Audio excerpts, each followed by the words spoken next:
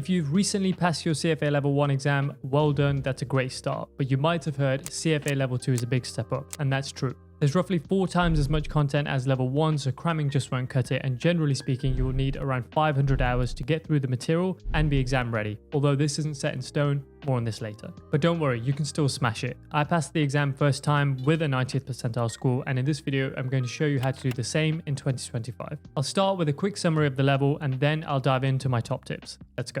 If you're new here, I'm Harris, an investment banker and CFA charter holder who studied at Imperial College London. Okay, let's start with the level summary. Now, the topics at level 2 are the same as level 1. You just go into greater detail and the weights are a bit more even. So I've put them up on screen. And as you can see, they range between 5 and 15%. So in theory, they could all be 10%, which does make it a bit more difficult to hedge your bets. Also, the exam style at level 2 differs. So you'll now have 88 multiple choice questions versus 180 at level 1. And these will be split across 22 item sets, i.e. you'll have 4 questions per item set. And these item sets now follow a vignette structure, so you'll have a passage of information that you need to digest before you can answer the questions, which is more time consuming. Also, answering these questions does involve more cognitive steps, i.e. it's less recall and more application. So exam technique becomes crucial, which I'll cover in the tips later. You must now also do a practical skills module or a PSM, choosing from either analyst skills, Python, data science and AI, or Python programming fundamentals. You also have to do a different PSM at each level. So if you've already done Python programming fundamentals at level 1, you have to do something else. Now the PSM is not examined, it's more coursework style. So you can do it at any point during your studies of that particular level. However, you have to do it before you can get your exam result.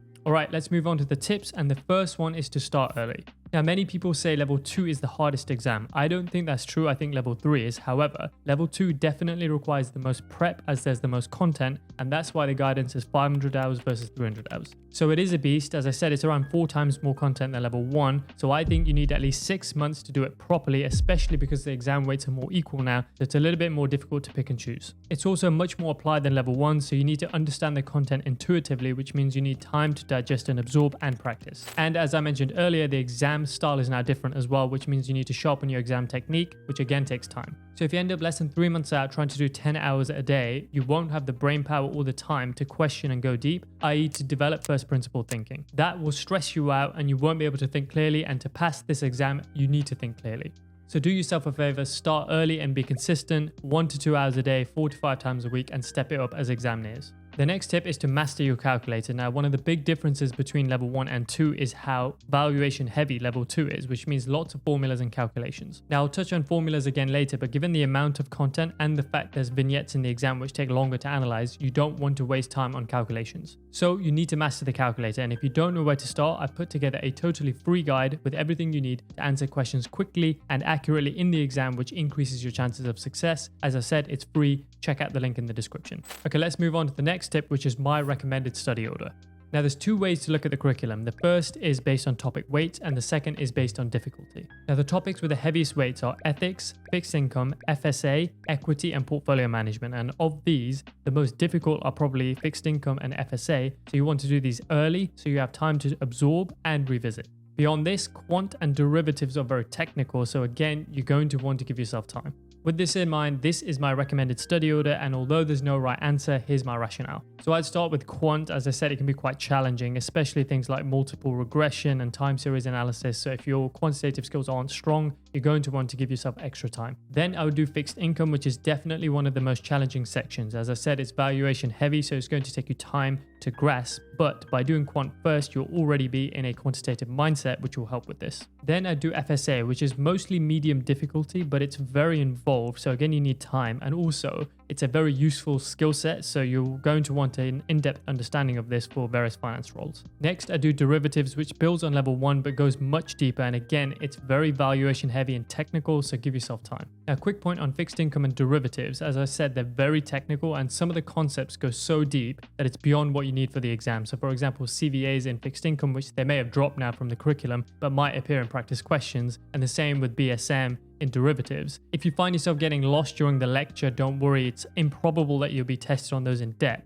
And here's where a good prep provider helps, and more on this later. And also, if you're doing questions and they're taking you 15 to 20 minutes to do, they're not going to come up in the exam. Next, I do portfolio management, which can be complex in certain areas, but most importantly, it's crucial at level 3, so you want to develop a solid understanding. Next, do economics, which can be difficult in certain areas such as currency valuation, but you'd be pleased to know this is kind of the last complex one.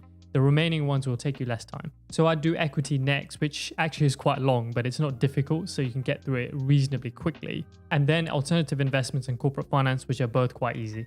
And finally, as with level 1, I'd recommend doing ethics last because it's not particularly intuitive and it's best stored in your short-term memory close to the exam. Okay, let's move on to study strategy now. And the first thing is, as ever, I would recommend you use a prep provider, not the books, because if you use the books, you'll get lost in detail and you don't know what's most testable, which is really stressful. As ever, Mark Meldrum is a good option and I used him at level 2 and 3. However, I hear he's going to stop teaching within the next couple of years, so that's a pretty big consideration. IFT remains a great option, especially for their notes, as they focus on the most testable material and save you tons of time, i.e. you don't have to make your own. And that is really helpful given the amount of content you have to get through at level 2. Then overlay the high yield package for condensed lectures and notes, which are super useful for reviews, especially because again, they apply the Pareto principle and focus on the most testable material, which almost always comes up in the exam. So this is the strategy that I use to help me get a 90th percentile score. And I've secured you an exclusive 10% discount on all IFT self-study products if you use my affiliate coupon, which is in the description alongside the links. And finally, I've been exploring other possible prep providers, and Analyst Prep is an excellent option.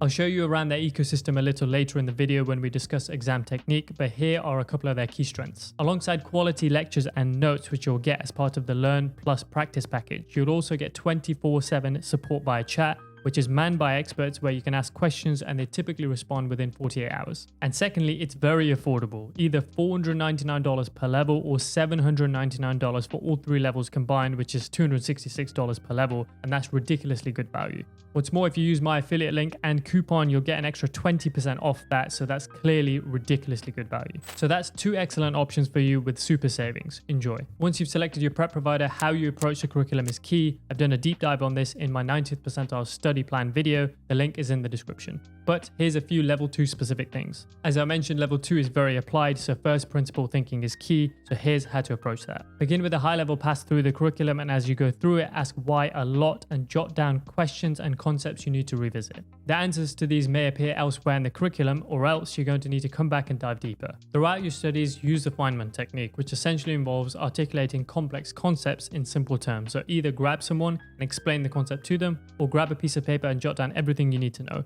In the process of writing down or explaining, you'll identify gaps and jot these down, and you need to revisit these as well. Once you've done your first review, you need to go back and review the material again. For the more complex stuff, rewatch the whole lecture, and for the easier stuff, you can just watch a review video. Now, if you bought your notes, this process will be much smoother. So as I said, check out IFT or Analyst Prep. And in terms of end of chapter questions, only do them in your second run through because they slow you down. So it's better to get through the curriculum at least once and then go to questions. Before I move on, there's lots of information out there about the CFA and many prep providers that teach the content. But despite that, more than 50% of people fail each level for one main reason: time. Completing the CFA charter is hard because it takes a lot of time. There's 3 levels to do, each with a vast curriculum, all whilst working full time, which is brutal. If you don't have an effective strategy, you'll fail the exam and waste hundreds of hours and potentially thousands of dollars on resits. So if you want to avoid this and pass your CFA exam first time without sacrificing your whole life, I have something perfect for you. Check out the link in the description. Okay, the next tip is to understand formulas. Now, there's lots of formulas at level 2 and trying to memorize them all is difficult, so I'd suggest you spend time trying to derive them. Even though you don't need this for the exam, doing this will embed the logic in your mind and make recall much easier. I'd suggest keeping a separate set of notes for formulas away from the bulk of your notes where you can isolate them and work through them. This particularly applies in equity where it seems like there's loads of formulas, and there are, but they're actually subtle variations of each other. Okay, finally, let's touch on exam technique. So some general guidance: you need to make sure the last 4 to 6 weeks are spent primarily doing questions, and the mock should only be done in the last 2 weeks because it's a limited number. And also, I'd give yourself a day's break between them because they're very mentally demanding, so you want to refresh before you approach the next one.